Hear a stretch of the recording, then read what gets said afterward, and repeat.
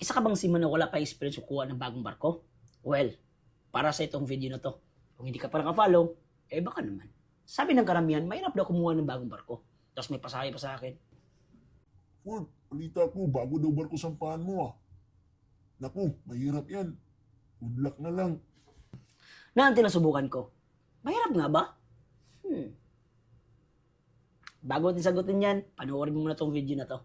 Curious ka rin ba kung anong ginagawa pag kukuha ng bagong barko? Well, no worries mga boss. Sa video na to, bigyan kita ng idea. Pero disclaimer lang, ito ay base lamang sa sarili kong experience.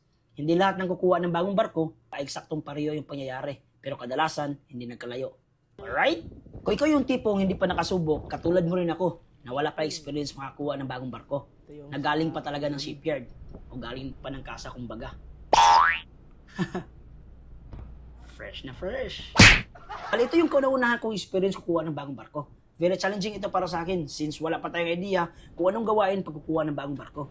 Yung feeling na ikaw pa lang yung unang hahawak na crew sa barko na yan.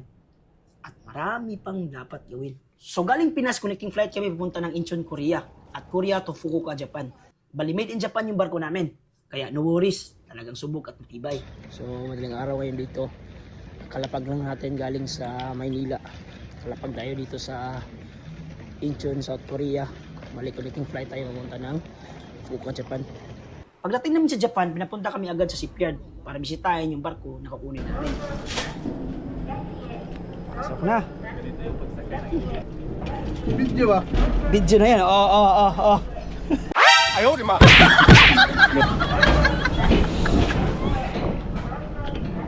Yun yung barko namin, no?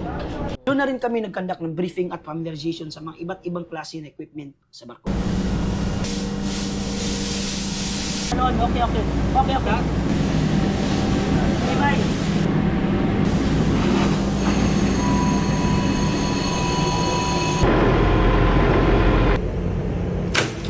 Okay, charge. Ayos talaga. Okay, goods.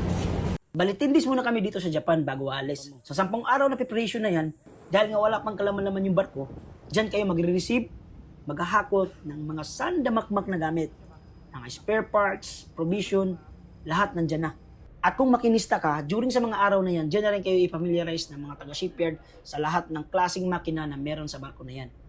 Dyan na rin kayo tuturuan ng tamang pagdala at ng mga standard procedure at operation ng makina. Mga kunting papel lang, hindi naman lahat dinidiscuss dyan at tinuturo. Kaya pag makinista ka, ugaliin mag-self-study. Alright? Kahit mga taga-shipyard, hindi rin nila alam lahat. At good thing mga boss, may experience na rin tayo sa mga makina na naka-install sa barko na yan. Kaya medyo kunting adjustment na lang.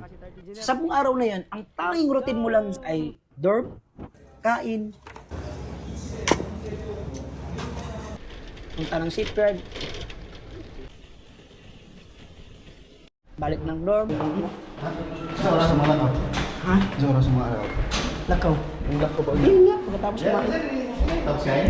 Kain ulit, tulog, at paulit-ulit hanggang matapos sa 10 araw. Tapos yung last day na yan, akala mo may ship launching pang pangyayari. Kagaya nito.